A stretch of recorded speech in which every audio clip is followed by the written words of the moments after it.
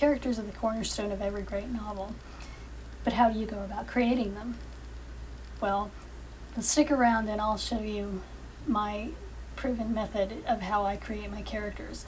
And if you'd like to follow along visually, I have a download in the description below for you. Let's get into it.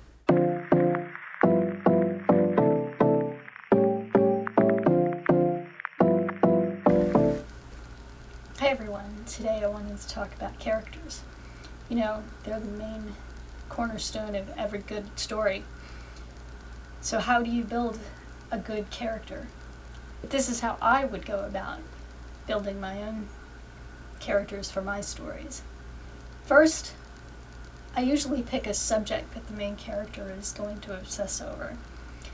After that, I come up with characters that will help her on her way to her goal, and those that will hinder her. For the hero, I'll usually make him, if not her complete opposite, a little bit more adjacent to her. Depending on the type of story it's going to be, I'll make him maybe a little bit more mischievous than she is, or if she's mischievous, I'll make him a little bit more reserved, something so that they can play off each other. I'll also have to decide what their ages are going to be.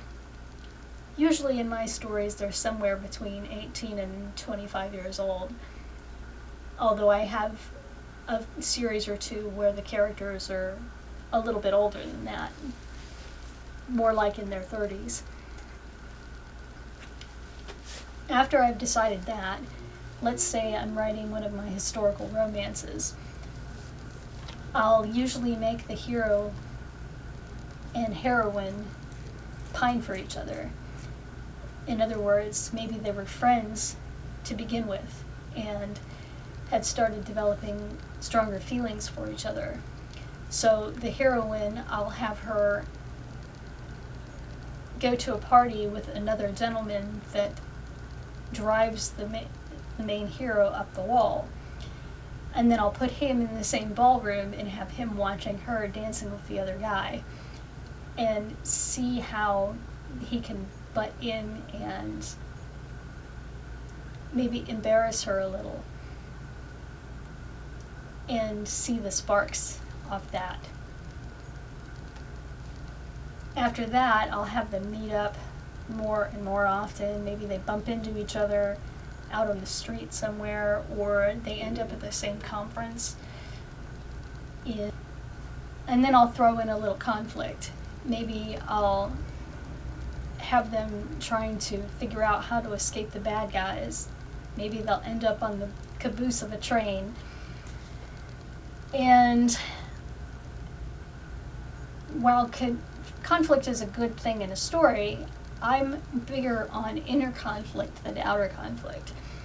So more often than not, I'll have the two characters arguing with themselves about how to progress in this relationship. Should they really be spending time with ex-hero when they could be trying to achieve their goal of wiping out a virus or becoming the queen's handmaiden kind of thing, whatever their goal happens to be. Inner conflict is just my favorite thing in the world to write. And then I'll put in, to layer on top of that, you would layer in your antagonists and what trouble they're going to give the hero and heroine. Something to push them further away from their goal. For instance, if they need the key to the queen's vault to get a serum to save their friend, you have the queen's footman as their antagonist, and he hides the key or takes the key off to Bombay or something, and then see how they react. Will they explode and go after the guy and want to kill him, or will they sit in a corner and give up. Of course, we don't like characters who give up, right? So they're going to have to find a way to get to their goal and find the key and get it back to the vault and get the thing out that they need to accomplish their goal. Outer conflict comes as the antagonists emerge, and for me, it's also a good way to show off my character's flaws. How would they react to the antagonist that they don't normally react in front of the gentleman hero or the prim and proper lady that they're courting, who's the heroine? It also brings a good opportunity to show their fears. Can you put them in a situation where they'll have to do something that they really are afraid of? Like going into a dark tunnel, for instance, because maybe they were taken somewhere that was attacked when they were a child and they had to hide in a dark bunker to save their lives, and then mother never came back to get them until a couple of days later. So now they're afraid of dark, close places. That would be a form of characterization. Even when I have an outline, it's just a guide for certain events that happen in the story. The characters grow as the story progresses until it reaches its inevitable next in creating your character. You'll want to make sure you get down the personality of the main character. Is he a troublemaker?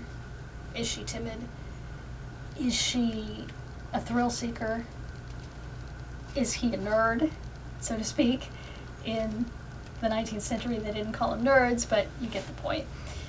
Even with an outline, these things get added on as I work on the story and progress in the character arc, land at the eventual ending of the book. You'll also want to add their backstory. In reality, everything that you've experienced in your history adds to the person that you are today, and the same will hold true for your characters. I'm planning a whole video on backstory in the future, so subscribe to be alerted when that goes live. For now, just know that it is an important feature of creating a character. To know what their history is and where they came from will help you know to where they're going. In the end, they culminate in a bigger picture of where he or she was in the beginning, how they progress through the joys and tribulations and conflicts of the story to where they will land at the eventual ending of the book. And that's how I go about creating my characters. If you've successfully written a novel before, how do you create your characters? Leave me a comment below. And don't forget the download linked in the description below if you want a little help on creating your own.